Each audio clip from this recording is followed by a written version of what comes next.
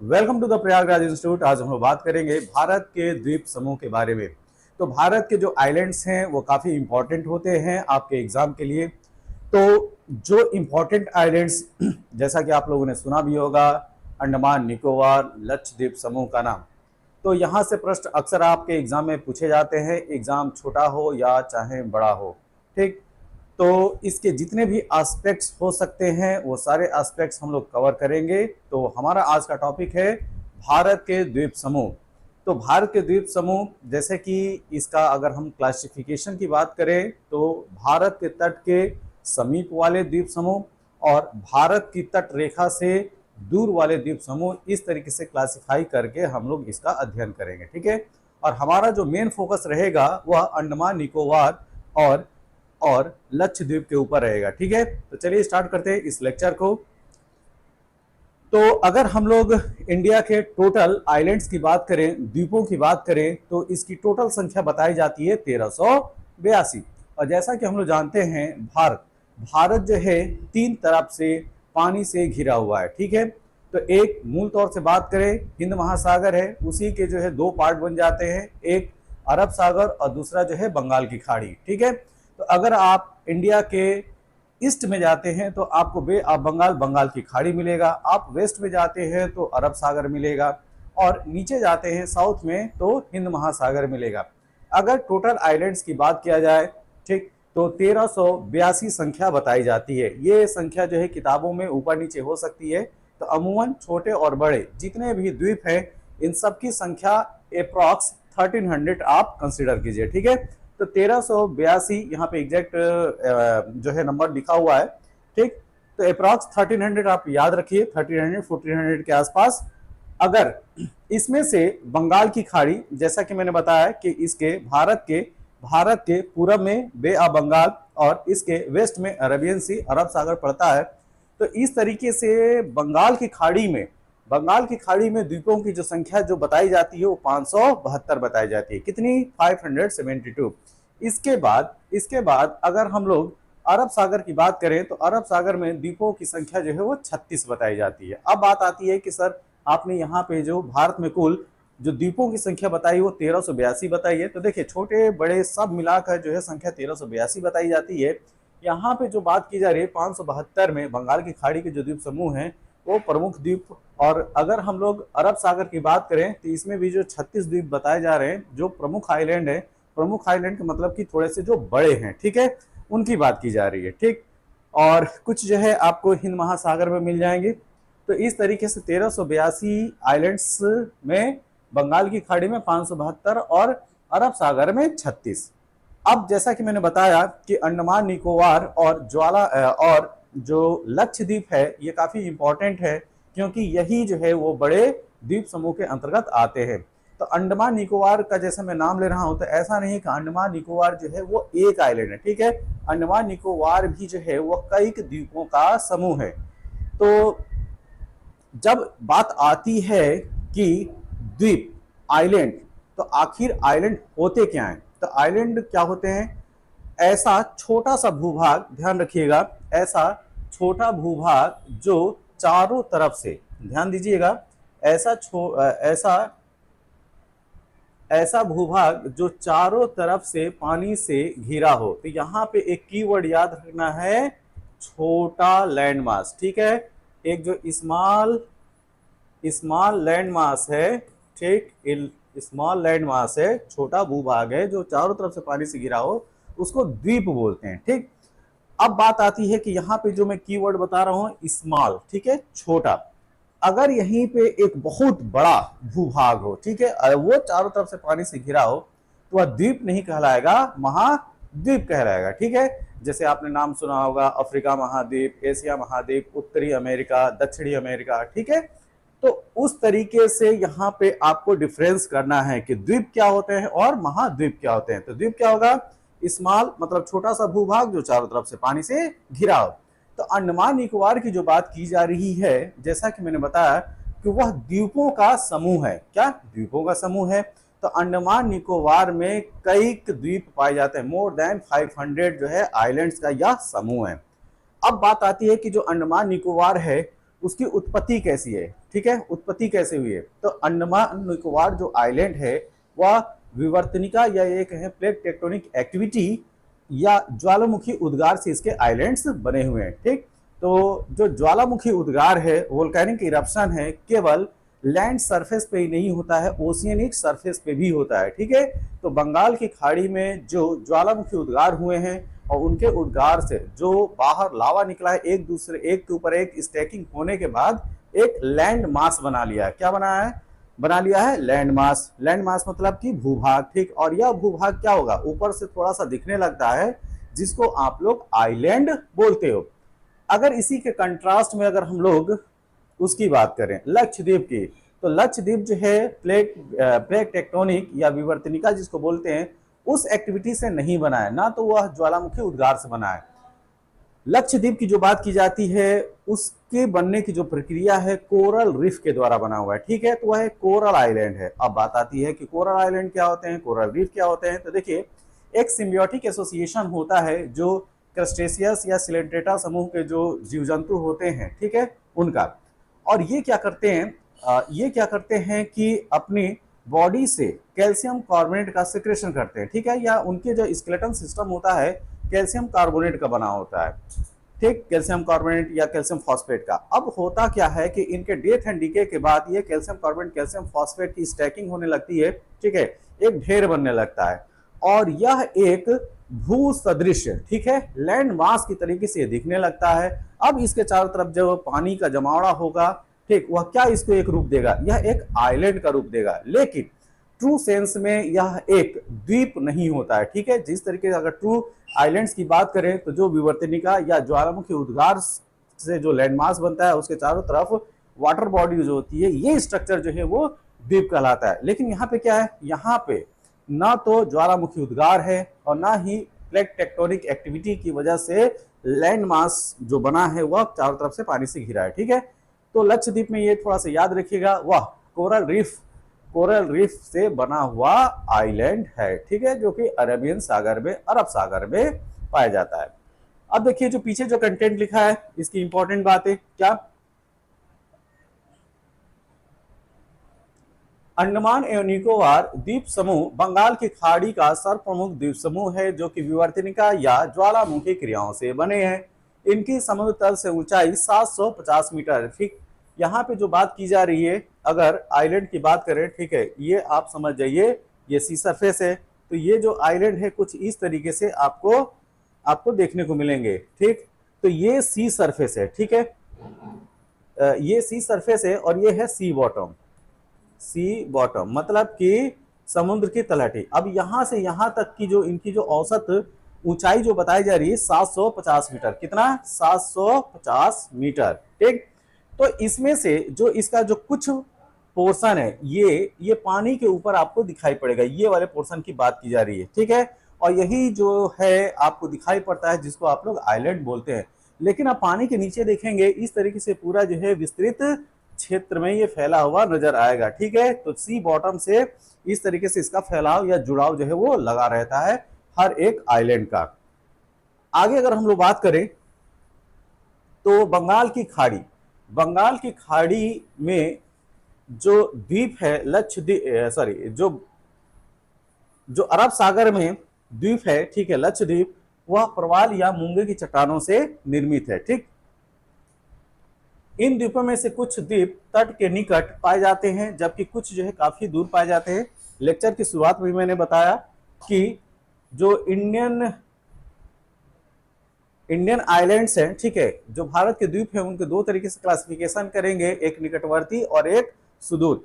अब जो निकटवर्ती हैं उनका क्या बेस है, तो अगर तट रेखा से 1 से लेके, ठीक, 1 to 5 किलोमीटर की डिस्टेंस में है तो उनको निकटवर्ती आइलैंड बोलेंगे। और जो जो 5 किलोमीटर से दूर हैं, 5 किलोमीटर से अधिक के डिस्टेंस में, उनको सुदूरवर्ती आइलैंड बोलेंगे। अब ये एक संक्षिप्त परिचय हुआ। अब आगे देखते हैं, हम यहाँ के जो आइलैंड्स हैं उनके बारे में बात करेंगे। ठीक, अब देखिए जो चीज मैंने बताया था आप लोग को, कि भारत के ईस्ट और वेस्ट की अगर हम बात करें, भारत के तट रेखा के ईस्ट और वेस्ट की बात करें, तो वेस्ट में अरेबियन सी, क्या वेस्ट में आपको मिलेगा अरेबियन सी, और इधर देखिए ये है वेस्ट, ठीक है, ये है पश्चिम, पश्चिम में मिल गया अरेबियन सी, और इधर ईस्ट में, ठीक, पूर्व में मिलेगा बे ऑफ बंगाल, और पूर्व में ही आपको जो है ये अंडमान निकोबार देखने को मिलेगा, ठीक है, बंगाल की खाड़ी में। और अरेबियन सी में अगर हम बात करें, ठीक है, तो यहाँ पे आपको लक्षद्वीप देखने को मिलेगा, ठीक है, लक्षद्वीप।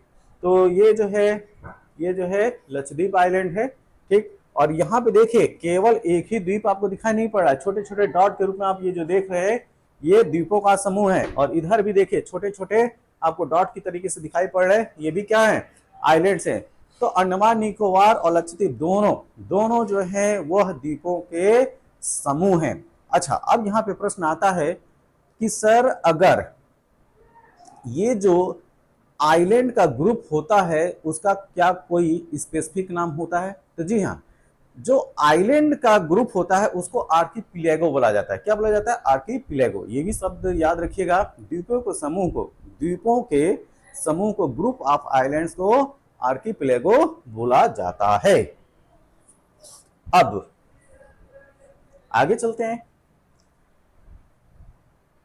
अब यहां पे आपको कुछ निकटवर्ती और सुदूरवर्ती, मतलब कि जो पास वाले आइलैंड हैं भारत की तटरेखा से, उनका नाम, और भारत की तटरेखा से जो दूर दराज है, ठीक है, मतलब कि 5 किलोमीटर की डिस्टेंस से ज्यादा पे है, उनका नाम दिया हुआ है। तो एक इन जनरल जो है नाम देख लीजिए।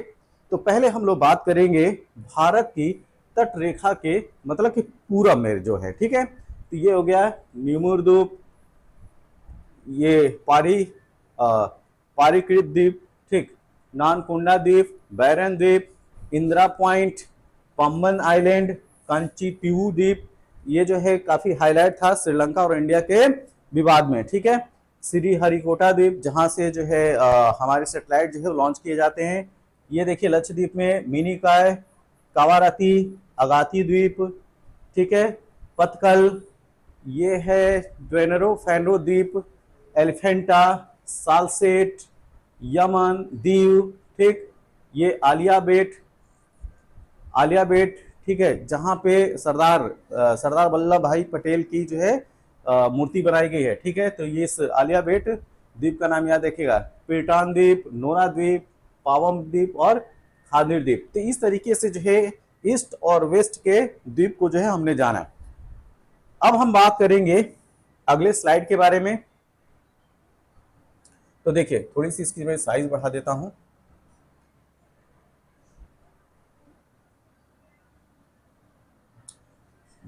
अब हम स्पेसिफिक बात करेंगे जो इंडियन आइलैंड्स हैं। इंडियन आइलैंड्स में हम लोग स्पेशली बात करेंगे अरब सागर के द्वीप समूहों के बारे में, ठीक है। तो देखिए अरब सागर की अगर हम लोग बात करें तो ये द्वीप कच्छ की खाड़ी से लेके कुमार अंतरिप, मतलब कि जो तमिलनाडु का एक जो पिन पॉइंट है वहां तक आपको आइलैंड्स देखने को मिलेंगे, ठीक। तो अरब सागर में 43 द्वीप हैं मुख्य तौर से, जिनमें से 10 पर मानव निवास पाया जाता है। तो इस तरह से भी प्रश्न पूछा जाता है कि अरब सागर के कितने आइलैंड्स हैं जहां पे ह्यूमन सेटलमेंट है या मानव बस्तियां पाई जाती हैं या ह्यूमन बीइंग रहते हैं, मानव रहते हैं, ठीक है। तो 43 आउट ऑफ 43 में केवल 10 ही हैं जहां पे मानव निवास करता है। अब हम बात करेंगे इसके जो निकटवर्ती द्वीप हैं उनके बारे में, ठीक है। तो पहले हम लोग जो है गुजरात जो स्टेट है उसकी तट से लगे हुए द्वीपों की बात करते हैं, ठीक है। तो काठियावाड़ के पूर्वी और दक्षिणी तट के निकट कई चट्टानी द्वीप मिलते हैं, ठीक है।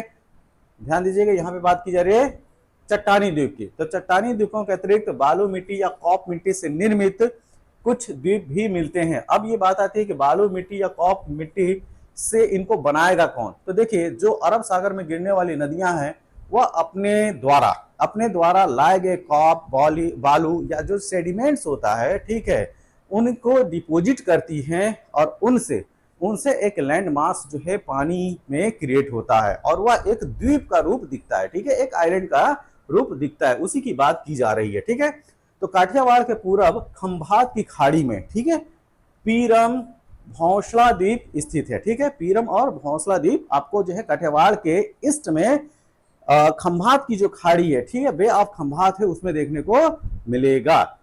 खंभात की खाड़ी में ही गुजरात तट के दक्षिण में कॉप निर्मित दीव द्वीप अवस्थित है, जो 12 किलोमीटर लंबा है। ठीक है, तो जैसे आप लोग जो है इंडियन टेरिटरी में दमन दीव का नाम सुने होंगे। ठीक है, तो दमन दीव में जो ये जो दीव है, ठीक, दीव है, वह किससे बना है? कॉप निर्मित है। ठीक है, कॉप निर्मित है, जिसकी लंबाई कितनी बताई जा रही है? 12 किलोमीटर। कच्छ की खाड़ी में बेट द्वारका, नोरा, वैदा, पीरतन, कालू भार द्वीप मिलते हैं और सभी जो है कॉप निर्मित हैं। कॉप निर्मित द्वीप हैं। फिर से मैं क्लियर कर दूं, नदियों के डिपोजिट से बने हुए ये आइलैंड्स होंगे। नर्मदा और ताप्ती के मुहाने पर आलिया बेट और खाड़िया बेट द्वीप स्थित है और ये भी बालू मिट्टी या कॉप से निर्मित द्वीप हैं। ठीक है, तो इनका भी नाम इस तरीके से याद रखिए, आलिया बेट और खाड़िया बेट। ये क्या है? नर्मदा और ताप्ती के मुहाने पे आपको मिलेंगे। और आलिया बेट तो आपको खास तौर से याद रखना है, आलिया बेट है, ना कि आलिया भट्ट है। ठीक है, आलिया बेट यही आइलैंड है, यही द्वीप है जिसके ऊपर सरदार वल्लभ भाई पटेल की मूर्ति है, जो कि दुनिया की सबसे ऊंची मूर्ति है। कमेंट बॉक्स में आप बताएंगे कि सरदार वल्लभ भाई पटेल की जो मूर्ति है उसकी हाइट कितनी है। ठीक, तो द्वीप का क्या नाम है? आलिया बेट, ना कि आलिया भट्ट। अब हम बात करेंगे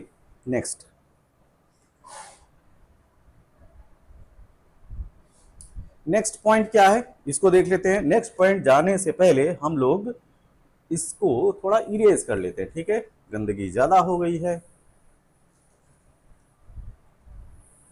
अब जब गुजरात तट के जो द्वीप हैं उनकी हमने चर्चा कर लिया, अब हम गुजरात के नीचे आएंगे साउथ में, और जब गुजरात के साउथ में आते हैं तो आप किस स्टेट को पाते हैं? महाराष्ट्र। राष्ट्रों में राष्ट्र, महाराष्ट्र। तो जय महाराष्ट्र में अब देखते हैं कि क्या स्थिति है। तो देखिए, महाराष्ट्र में पहले हम लोग बात करेंगे मुंबई। ठीक, मुंबई। तो मुंबई के निकट हैंड्रे और कैनरे, क्या? हैंड्रे और कैनरे तथा मुंबई और मुख्य भूमि के बीच बूचर द्वीप, एलिफेंटा, करंजा और क्रॉस द्वीप स्थित है। अगर आपसे केवल ऑब्जेक्टिव पेपर पे ये पूछ लिया जाए कि एलिफेंटा आइलैंड कहाँ है, या किस तट पे है, या अरब सागर का द्वीप है कि बंगाल की खाड़ी का द्वीप है, तब आपके लिए समस्या हो जाएगी। तो बूचर द्वीप, एलिफेंटा, करंजा और क्रॉस, ये सारे के सारे अरब सागर के द्वीप हैं और यह कहाँ स्थित हैं? मुंबई तट पे। ठीक है, महाराष्ट्र के कोस्टल एरिया में आपको मिलेगा। एलिफेंटा और रत्नागिरी के बीच द्वीपों का अभाव पाया जाता है। ठीक है, कोई बात नहीं। मंगलौर तट के पास भटकल, ठीक है, मंगलौर तट। अब बात आती है कि मंगलौर तट किसको बोलते हैं, तो कर्नाटक और गोवा के बीच वाला जो क्षेत्र है, ठीक है, वहां पे आपको मंगलौर तट देखने को मिलेगा। यहाँ पे भटकल, पिजन कॉक, क्या? पिजन कॉक और सेंट मेरी द्वीप अवस्थित हैं। तो फिर से प्रश्न आ गया, इनका नाम दे दिया जाएगा और फिर पूछा जाए कि ये अरब सागर वाले द्वीप हैं कि बंगाल की खाड़ी वाले, फिर आपके लिए समस्या उत्पन्न हो जाएगी। और ज्यादा समस्या उत्पन्न करना है अगर एग्जामिनर को, तो आपके लिए क्या कहेगा कि ये मंगलौर तट के हैं द्वीप, या गुजरात तट के द्वीप हैं, या मुंबई तट के द्वीप हैं, फिर समस्या खड़ी हो जाएगी। तो आपको इन समस्याओं का सामना न करना पड़े, इसके लिए आप हमारे लेक्चर के साथ तत्परता और तन्मयता, ठीक है, दोनों से आप बने रहें। किसके साथ बने रहना है? टी के साथ। ठीक है, टी फॉर तन्मयता और टी फॉर तत्परता। यलवान बंदरगाह, ठीक है, यलवान बंदरगाह जो कि मंगलौर तट पे है, उसके पास 12 द्वीप पाए जाते हैं। कितने? 12 आइलैंड। अच्छा, अगर इन एरिया में कभी घूमने का मौका मिले, ठीक, तो प्लीज मेरी रिक्वेस्ट है कि आप जरूर जाएं। ठीक है, तो अगर घूमना है ना, मेरे हिसाब से, वैसे आपकी मर्जी है, तो जो भी जियोग्राफिकल इंपॉर्टेंस वाली जगह हैं उनका विजिट जरूर करें, बहुत मजा आता है, बहुत ज्यादा मजा आता है। लेकिन वहां पे एक चीज ध्यान रखना होता है, क्या? सेफ्टी एंड सिक्योरिटी, ठीक, क्योंकि ये दूर दराज के इलाके होते हैं, वहां पे आपको सरकार की तरफ से कानून प्रशासन थोड़ा सा लचीला मिल सकता है। प्लस ये चूंकि काफी काफी खतरनाक जगह होती हैं, तो आपकी सेफ्टी जो है वो प्रायोरिटी में रहना चाहिए इन जगहों पे घूमने के लिए। तो घूमने की बात जो है बाद में करते हैं, पहले सिलेक्शन ले लेते हैं, ठीक, क्योंकि घूमने के लिए जो पहली रिक्वायरमेंट होती है, पॉकेट गरम, ठीक, और दिल नरम। चलिए, जिनमें से एक 14 स्क्वायर किलोमीटर के आकार का है, ठीक। चलिए, अब जो हमने बात किया अरब अरब सागर के निकटवर्ती द्वीपों के बारे में, ठीक है। अब अरब सागर के जो सुदूरवर्ती द्वीप है उनकी चर्चा कर लेते हैं। तो सबसे पहला नाम हमारे सामने जो आएगा वह लक्षद्वीप का आएगा, ठीक है।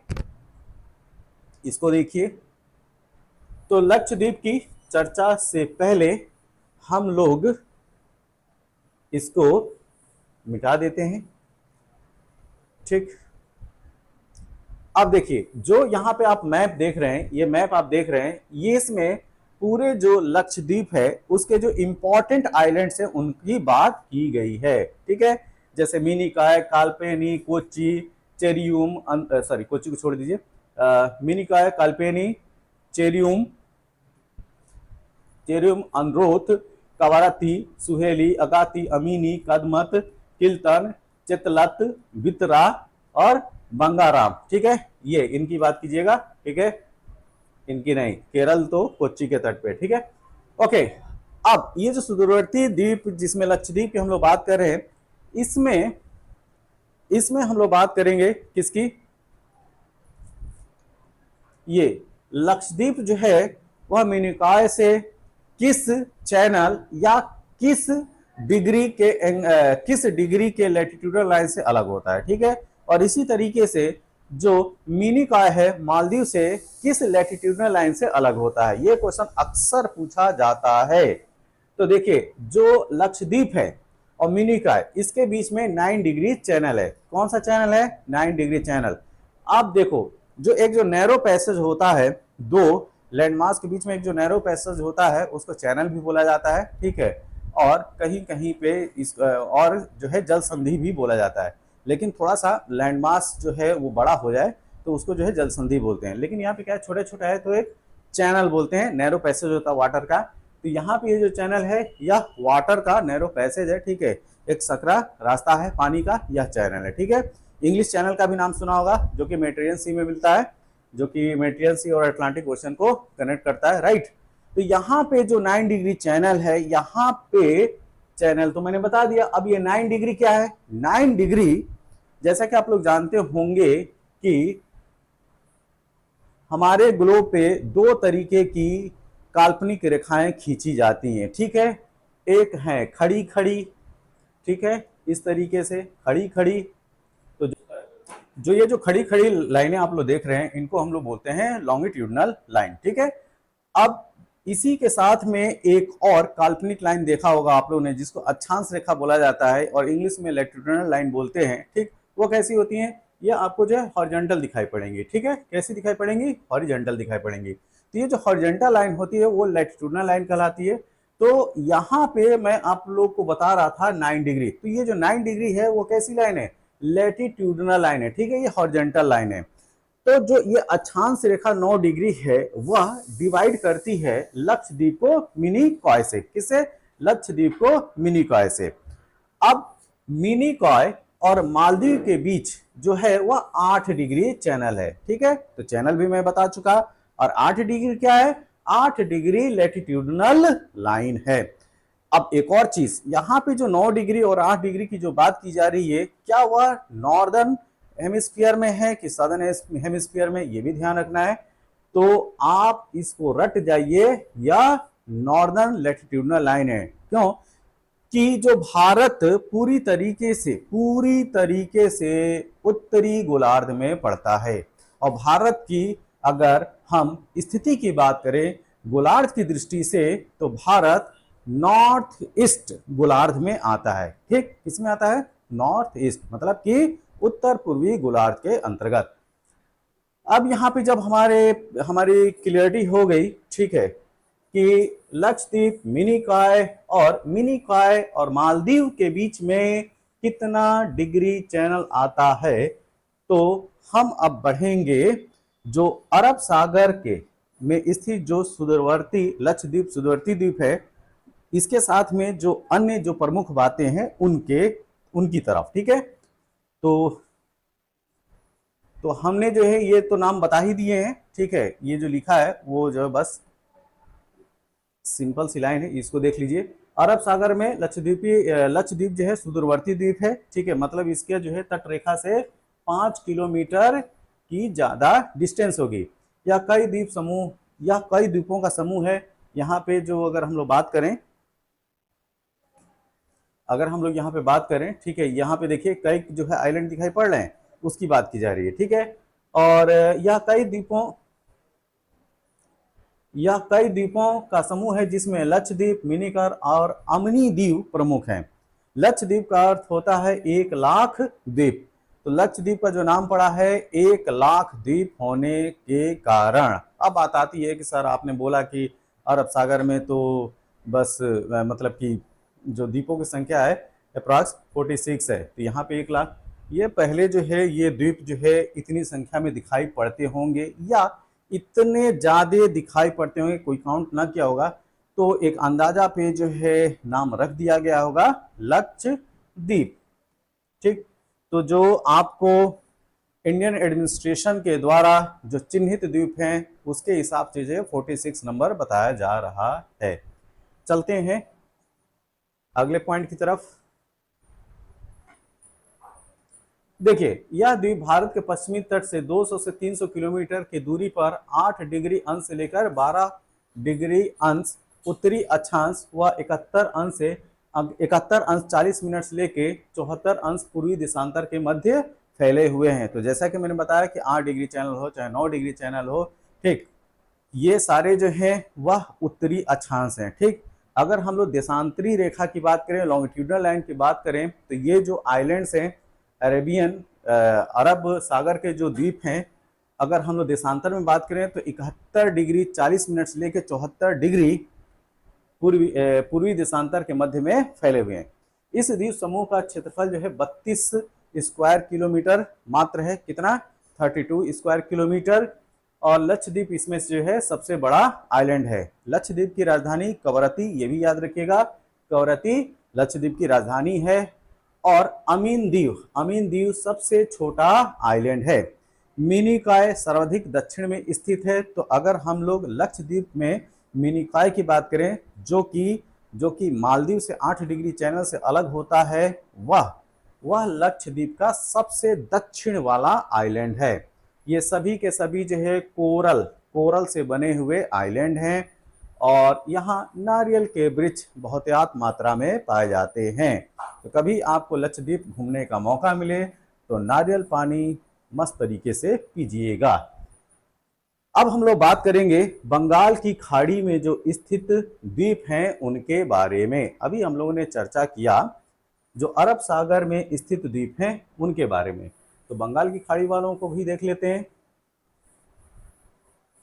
बंगाल की खाड़ी, तो बंगाल की खाड़ी जैसा कि हम लोग जानते हैं भारत के पूर्वी तट के तरफ मिलेगा। तो बंगाल की खाड़ी के द्वीपों को भी निकटवर्ती और सुदूरवर्ती द्वीपों में के आधार पर जो है बांटा जा सकता है।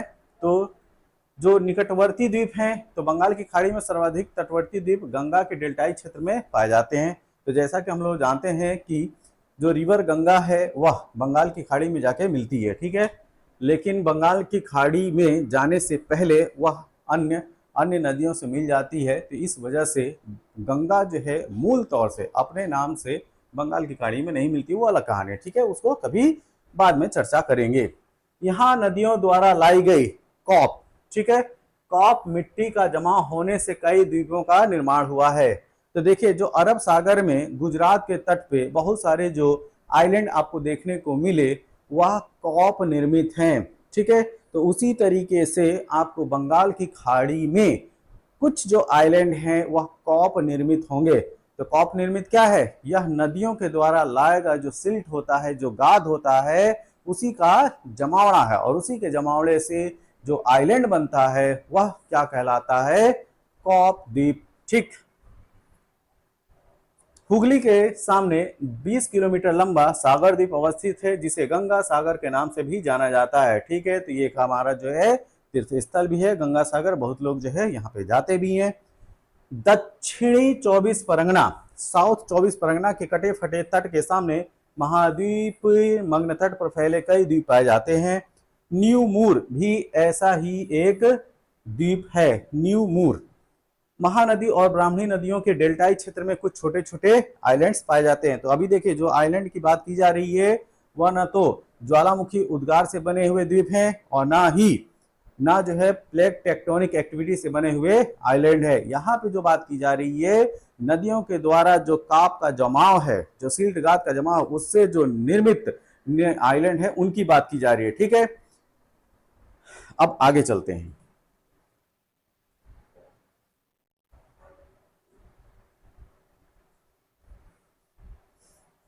आगे चलने से पहले मैं थोड़ा सा इसको इरेज कर देता हूं। थोड़ा सा नहीं, पूरा इरेज करते हैं इसको। ठीक, ये हो गया पूरा इरेज। ठीक है, अब ये पूरा इरेज हो गया। अब देखिए, इसी जिस तरीके से हम लोग जो है अभी महानदी और ब्राह्मणी नदियों के डेल्टाई क्षेत्र के द्वीप की बात करें, तो अब गोदावरी, कृष्णा, कावेरी, ये साउथ की नदियां हैं, ये भी बे ऑफ बंगाल में गिरती हैं, ये भी डेल्टा बनाती हैं। तो इन नदियों के डेल्टाई क्षेत्रों में ऐसे द्वीप नहीं दिखाई पड़ते हैं। यहाँ पे ध्यान देने वाली बात है। ठीक, तो ये जो पेनिनसुलर रिवर हैं, ठीक, जिसमें गोदावरी, कृष्णा और कावेरी की बात की जा रही है, ये भी बे ऑफ बंगाल में गिरती हैं, लेकिन यह इस तरीके के आइलैंड नहीं बनाती हैं।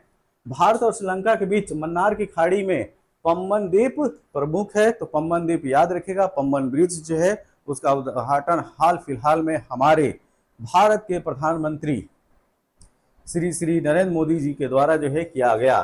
ठीक, यह आदम के पुल के नाम से प्रसिद्ध है और संरचना का ही एक अंश है। प्रसिद्ध जो एडम ब्रिज है, ठीक है, उससे जो इसको कोरिलेट किया जाता है। ओके, यह चट्टानी धरातल वाला द्वीप है जो रामनाथपुरम जिले के अंतर्गत आता है। यह भी याद रखिएगा कि वह जिला कौन है, तो रामनाथपुरम डिस्ट्रिक्ट। पम्बन और रामनाथपुरम के बीच एक पुल बना हुआ है जो दोनों को जोड़ता है। ठीक है, तो पम्बन और रामनाथपुरम, ठीक है, पम्बन और रामनाथपुरम के बीच में जो एक ब्रिज है, ठीक, इन दोनों को कनेक्ट करता है। और सौभाग्य से जो है इस ब्रिज पे मेरे को विचरण करने का अवसर प्राप्त हुआ था। ठीक है, जाइएगा, बहुत मजा आएगा। ठीक है, और अब तो सेल्फी का जमाना आ गया है।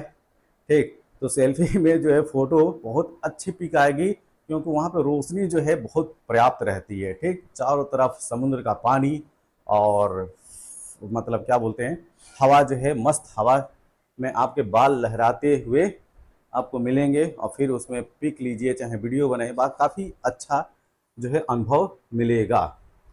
धनुष कोटि से दक्षिण की ओर मन्नार की खाड़ी में 10 द्वीप पाए जाते हैं जो तट के से औसतन 7 किलोमीटर की दूरी पर अवस्थित हैं। ये सकरे और नीचे धरातल वाले द्वीप हैं। आंध्र प्रदेश और तमिलनाडु की सीमा पर पुलिकट झील के पास श्रीहरिकोटा द्वीप भी उल्लेखनीय है और यह 50 किलोमीटर लंबा है। तो अगर श्रीहरिकोटा के बारे में थोड़ा सा संक्षिप्त लिखने को आ जाए, जैसे बहुत सारे जो स्टेट के मेंस होते हैं शॉर्ट नोट्स लिखने को आता है। ठीक है, तो आप श्रीहरिकोटा के बारे में क्या बताएंगे? ये तो हमारा सैटेलाइट लॉन्च पैड वहां पे स्थित है। ठीक है, और इसके साथ ही कि इसकी भौगोलिक स्थिति की बात क्या करेंगे आप, तो आंध्र प्रदेश और तमिलनाडु की सीमा पर जो पुलिकट लेक है वहां पे जो है ये श्रीहरिकोटा आइलैंड मिलेगा। और इसकी जो हाइट, मतलब इसकी जो लंबाई जो बताई जा रही है वह 50 किलोमीटर है। ठीक, नेक्स्ट।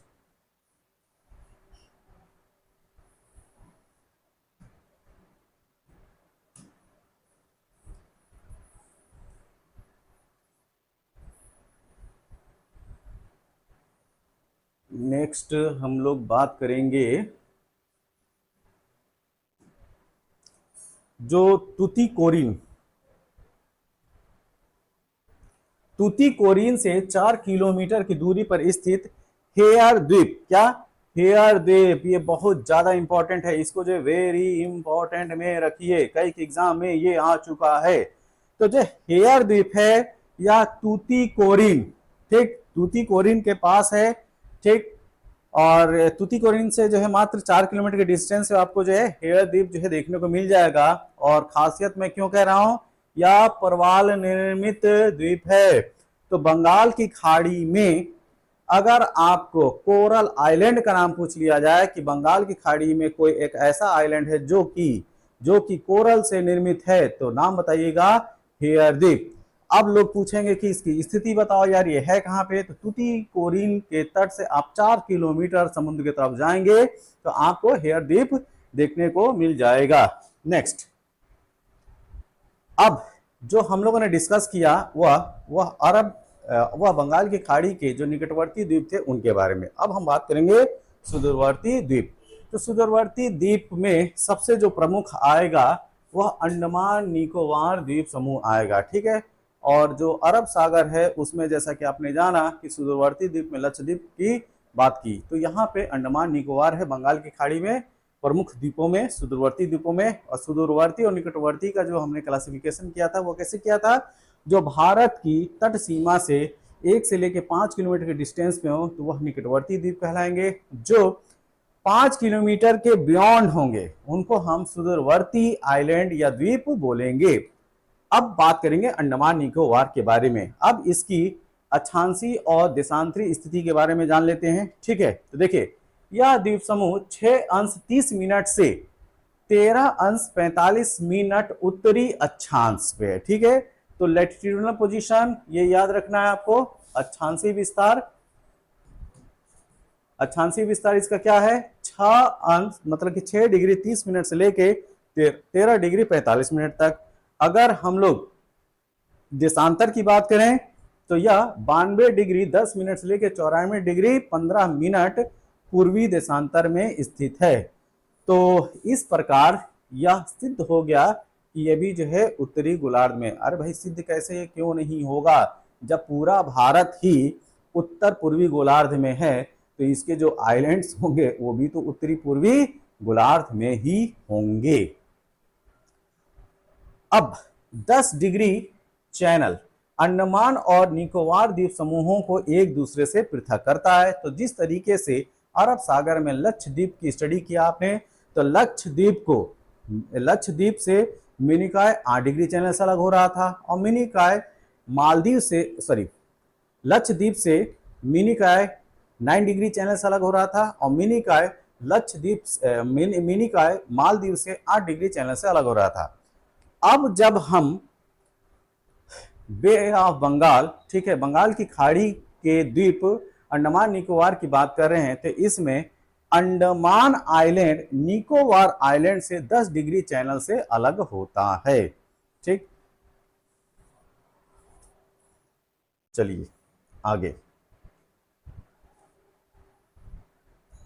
आगे जाने से पहले जो है इस मैप को थोड़ा सा देख लेते हैं और इसमें जो आइलैंड्स के नाम दिए हुए हैं उनको एक बार हम लोग ऑब्जर्व करते हैं, ठीक है। नारकोंडम, इसका नाम याद रखिएगा, नारकोंडम आइलैंड, ठीक है। नारकोंडम आइलैंड कभी यहाँ पे ज्वालामुखी उद्गार हुआ करते थे, ठीक है। लैंडफॉल आइलैंड एकदम आपको नॉर्थ में दिखाई पड़ रहा है, कोको चैनल, उसके बाद ये जो है ये नॉर्दर्न अंडमान है, नॉर्दर्न अंडमान के बाद ये साउंड द्वीप है, ऑट्रम द्वीप आपको यहाँ पे देखने को मिल रहा है। इसी के साथ यहाँ पे छोटे छोटे जो है हेनरी लॉरेंस द्वीप, ये है बैरन आइलैंड, ठीक है, जॉन लॉरेंस द्वीप, हैवलॉक द्वीप, नील द्वीप। और एक चीज ध्यान रखना है, इन सब का जो हैवलॉक है, नील आइलैंड है, इनका नाम जो है आज की डेट में चेंज हो चुका है, ठीक। और अंडमान निकोबार की राजधानी क्या हुआ करती थी, पोर्ट ब्लेयर का भी नाम चेंज हो गया है। तो पोर्ट ब्लेयर को जो है आज से आप श्री विजयपुरम के नाम से जानेंगे, ठीक। ओके, रूट लैंड इसके नीचे है। अब ये देखिए, ये जो पूरा जो मध्य अंडमान के बाद जो दक्षिणी अंडमान है, दक्षिणी अंडमान और लिटिल अंडमान के बीच में ये डंकन पास है। ठीक, ये अभी हम लोग फिर से चर्चा करेंगे, बस यहाँ पे देख लीजिए किसकी क्या क्या स्थिति है। ठीक, अब यह तारमुगली आइलैंड आपको इधर अंडमान निकोबार जो आइलैंड्स हैं इसके वेस्ट में मिलेगा। उत्तरी सेंटिनेंटल आइलैंड ये एक छोटा सा आइलैंड है। ठीक, ओके, अब चलते हैं नेक्स्ट।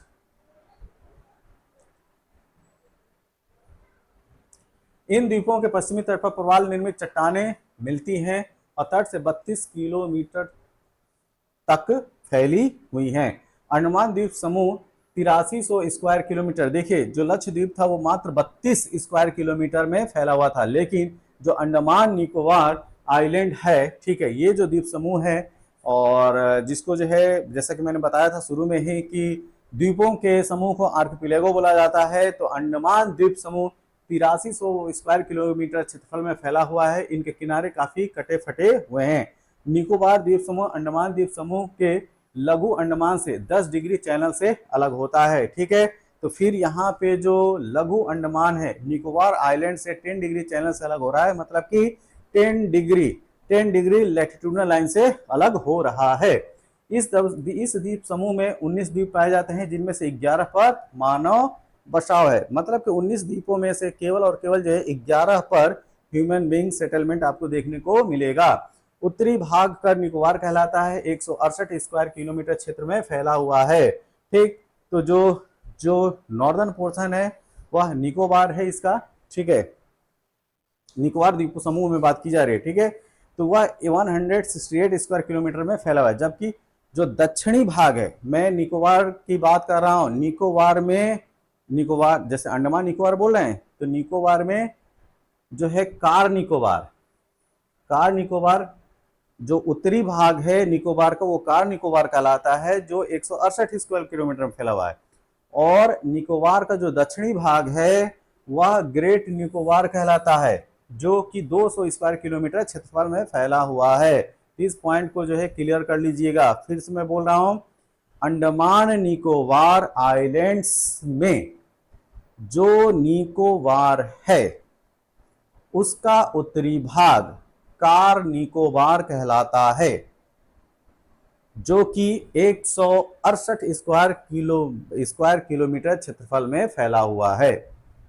निकोबार का दक्षिणी भाग ग्रेट निकोबार कहलाता है, जिसकी एरिया 200 स्क्वायर किलोमीटर है। अब देखिए, कार निकोबार के दक्षिण में तिलानचोंग,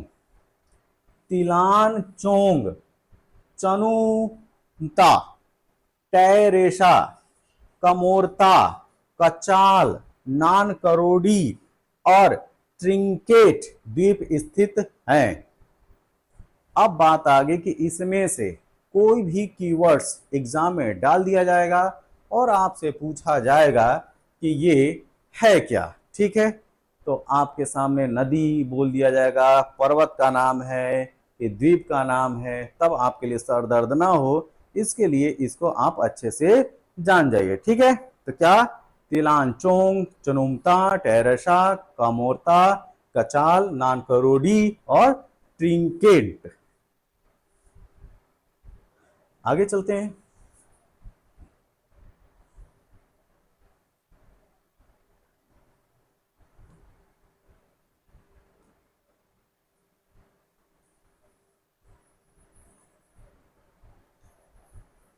इसको थोड़ा सीरियस कर देते हैं। ठीक है, ओके। इन द्वीपों के दक्षिण और ग्रेट निकोबार के उत्तर में छोटा निकोबार द्वीप अवस्थित है। सोमबरेरो चैनल छोटा निकोबार और ग्रेट निकोबार को अलग करता है। तो अगर इस तरह से प्रश्न बन जाए कि छोटा निकोबार को ग्रेट निकोबार से अलग करने वाले चैनल का नाम बताइए, तो उस चैनल का नाम है सोमबरेरो चैनल। ग्रेट निकोबार इस द्वीप समूह का सबसे बड़ा द्वीप है। ठीक है, तो ग्रेट निकोबार जो है वो सबसे बड़ा द्वीप है और इसका क्षेत्रफल जो है 862 स्क्वायर किलोमीटर है। अंडमान निकोबार द्वीप समूह समुद्र में निमग्न उस पर्वत श्रेणी की ऊपर उठी हुई चोटियां हैं जो अराकान योमा पहाड़ियों को सुमात्रा द्वीप के मध्यवर्ती श्रेणियों से मिलती थी। ठीक है, तो देखिए जब अंडमान निकोबार की बात किया जाता है तो अंडमान निकोबार का जो समवर्ती द्वीप मिलेगा वह इंडोनेशिया का सुमात्रा मिलेगा। क्या मिलेगा? इंडोनेशिया का सुमात्रा। तो एक्चुअली में जो अंडमान निकोबार का जो मेन आइलैंड है, ठीक है, मेन आइलैंड है, it is the extension of Arakan Yoma. ठीक, जो अराकान योमा की जो सीरीज है उसका ही एक्सटेंशन है। ठीक है, इस द्वीप समूह की राजधानी पोर्ट ब्लेयर है नहीं, पोर्ट ब्लेयर थी, इसका नाम चेंज किया जा चुका है। तो इसका नाम आज की डेट में श्री विजयपुरम हो गया है, श्री विजयपुरम हो गया है। ठीक है, पोर्ट ब्लेयर के उत्तर पूर्व में बैरन और नारकोंडम नामक दो ज्वालामुखी द्वीप पाए जाते हैं। ठीक है, तो अगर आपसे पूरे ओवरऑल इंडिया में ज्वालामुखी की चर्चा की जाएगी तो केवल और केवल आप नारकोंडम और बैरन आइलैंड का नाम बताइएगा जो कि अंडमान निकोबार में अवस्थित हैं। अब हम बात करेंगे नेक्स्ट पॉइंट की। 10 अप्रैल 1991 को बैरन द्वीप पर लगभग 200 वर्षों के बाद ज्वालामुखी से लावा का उद्गार हुआ था। तो देखिए अगर हम लोग ज्वालामुखी की बात करें तो ज्वालामुखी के इरप्शन या एक्टिविटी के आधार पर 3 तरीके से क्लासिफिकेशन किया जाता है। ठीक है, 3 तरीके से हम उसका वर्गीकरण करते हैं। एक वर्गीकरण वह जिसमें हम एक्टिव ज्वालामुखी बोलते हैं, दूसरा डोरमेंट ज्वालामुखी बोलते हैं और तीसरा एक्सटिंक्ट बोलते हैं। ठीक है, फिर से मैं इसको जो है मैं हिंदी में बताता हूं। एक्टिव मतलब सक्रिय ज्वालामुखी, डोरमेंट मतलब सुषुप्त ज्वालामुखी और एक्सटिंक्ट मतलब विलुप्त ज्वालामुखी। ठीक है, अब बात आती है कि एक्टिव ज्वालामुखी क्या होती है।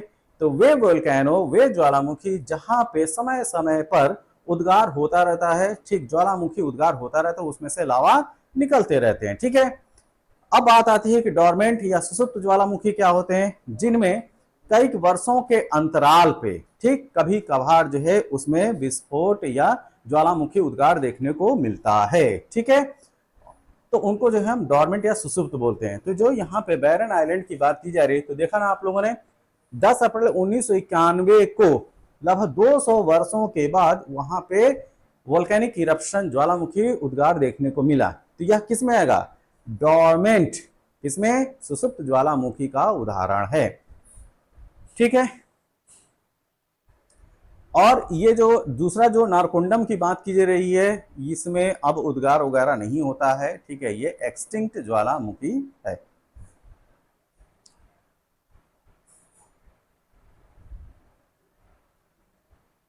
चलिए यहाँ पे ये देखिए, यहाँ पे नारकोंडम आइलैंड लिखा है ना, नारकोंडम, यहाँ पे लिखा भी है एक्सटिंक्ट वोल्केनो। ठीक है, विलुप्त। और ये देखिए बैरन आइलैंड है, यहाँ पे क्या लिखा है? डोरमेंट वोल्केनो, मतलब कि सुषुप्त ज्वालामुखी। तो जो बैरन आइलैंड है वहां पे घूमने जाइएगा, ठीक, तो ज्योति से दिखा लीजिएगा कि उसमें उद्गार हो रहा है कि नहीं या होगा कि नहीं। ठीक है, तो समय सारणी जो है अच्छे तरीके से मैच करके ही जाइएगा वहां पे, नहीं तो पता चला कि जो आपने डेट रखी है कि हम आज बैरन आइलैंड जो है घूमने जाएंगे और पता चला कि उद्गार हो गया। ठीक, तो वहां पे 2 कंडीशन है, या तो आप बहुत अच्छी पिक्चर ले पाएंगे या आपके घर में आपकी पिक्चर टंग जाएगी। ठीक, चलते हैं आगे।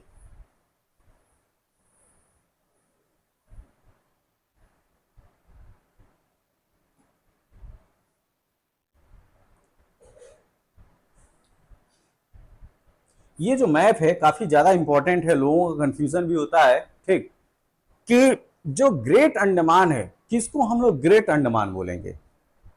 तो ध्यान रखिए, जब हम नॉर्थ अंडमान, मिडल अंडमान और साउथ अंडमान को मिला देते हैं तो वह ग्रेट अंडमान कहलाता है। क्या कहलाता है?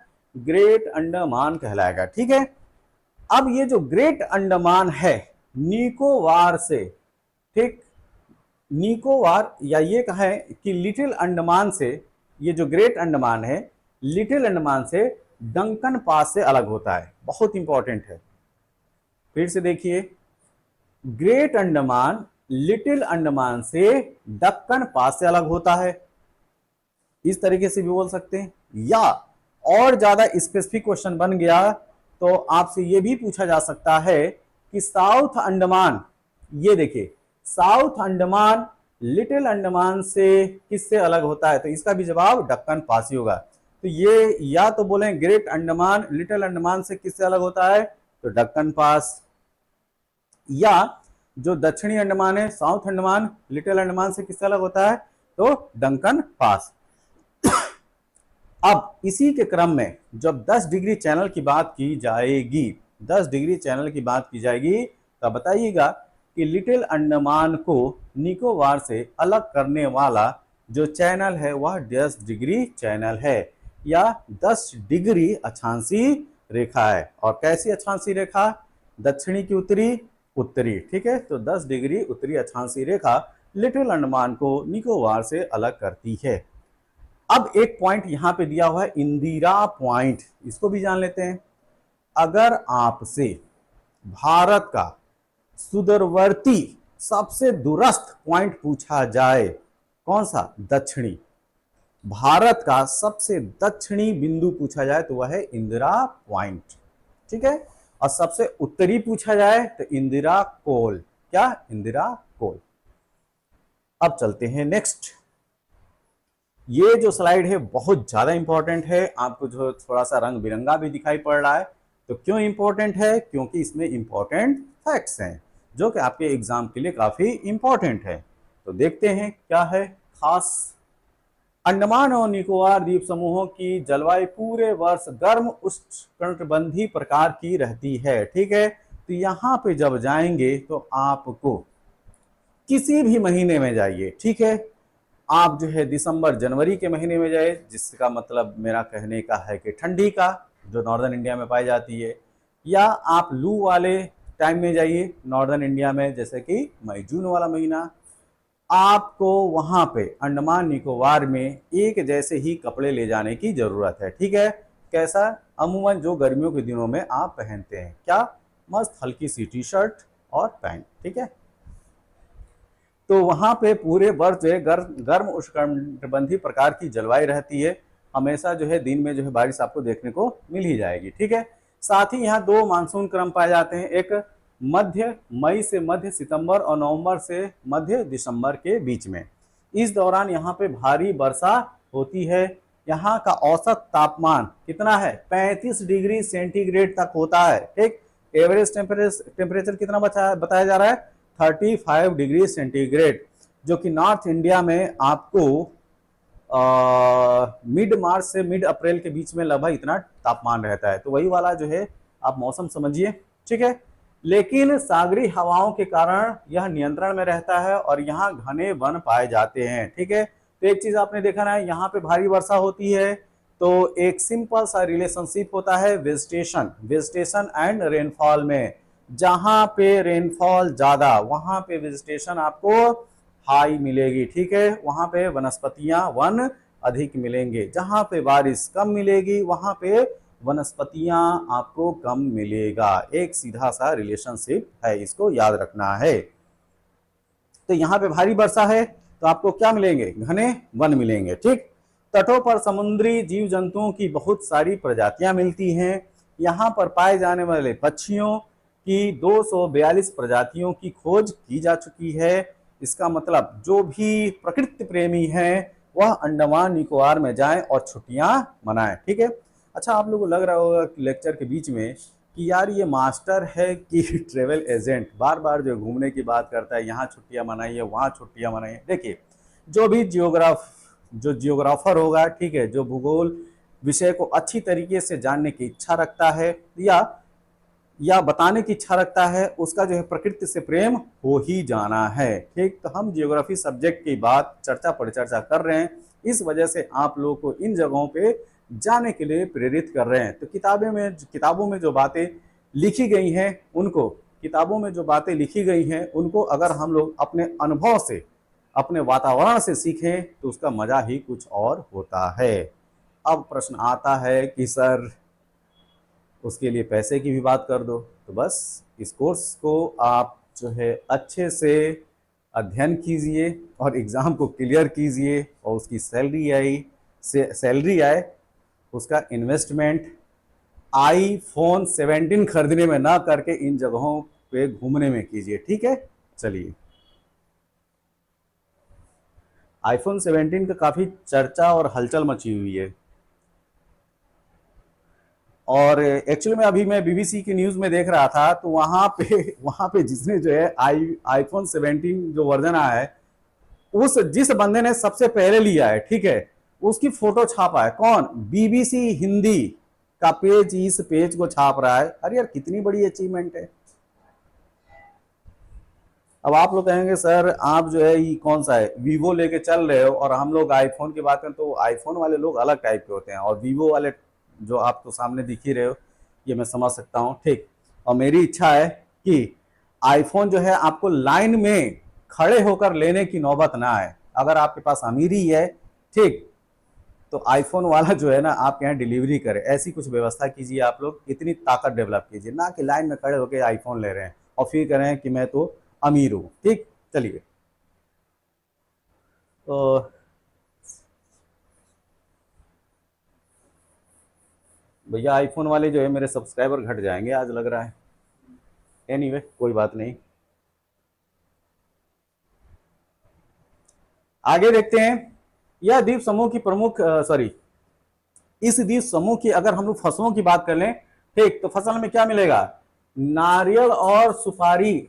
देखो, यहाँ पे सुपारी वो नहीं है जो आप फिल्मों में देखते हैं कि उसकी सुपारी मिली है 5 लाख रुपए में उसको निपटाना है। सुपारी मतलब आपने कभी पान वगैरह खाया होगा, तो उसमें जो थोड़ा सा हार्ड जो नहीं होता है गोल गोल, ठीक है, जिसको जो है वो पान वाला जो है कट करके छोटे छोटे टुकड़े करके जो तैयार करता है वो सुपारी है, ठीक है। तो नारियल और सुपारी जो है यहाँ की जो है मेन कैश क्रॉप है, ठीक है। तो यहाँ से जो है यहाँ के किसानों को जो है इनकम होती है। इसके अलावा अनानास, केला, पपीता और आम जैसे जो है फल आपको देखने को यहाँ पे मिल जाएंगे। अंडमान और निकोबार द्वीप समूहों के वर्तमान निवासी बांग्लादेश, म्यांमार, श्रीलंका और भारत से आकर बसे हुए हैं, ठीक है। तो अंडमान निकोबार में जो है इन देशों जो हमारी जो पड़ोसी देश हैं, ठीक है, कौन से, बांग्लादेश हो गया, म्यांमार हो गया, श्रीलंका हो गया, वहां से भी लोग आकर यहाँ पे बसे हुए हैं। अंडमान और निकोबार द्वीप समूहों में कुछ मूल जनजातियां बची हुई हैं।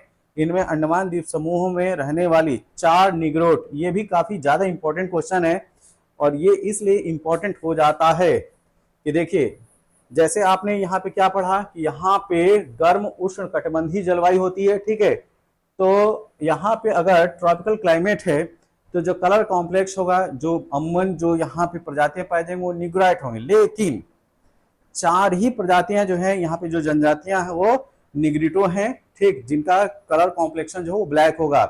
बाकी की जो 2 हैं वो मंगलाइड जनजातियां हैं, तो इनको प्लीज आप लोग याद रखना है, ठीक है। इसको थोड़ा सा मैं ऊपर कर दूं, ये देखिए, जो 4 निग्रिटो जनजातियां हैं उनमें ग्रेट अंडमानी, ओंगे, जारवा और सेंटिनली, और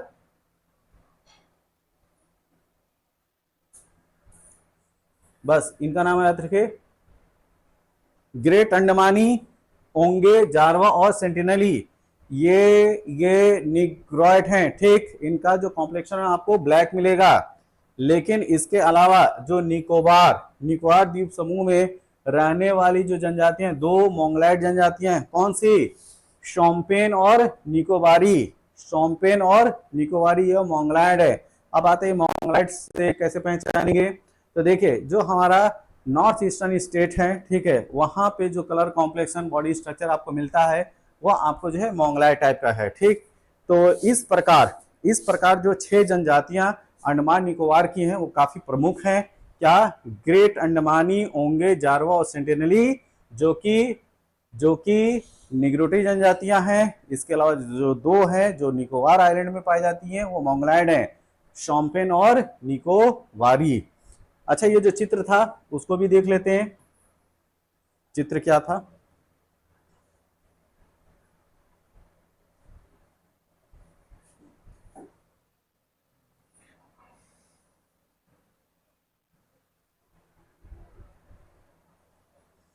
अब देखिए, यहां पे आप जो है जान के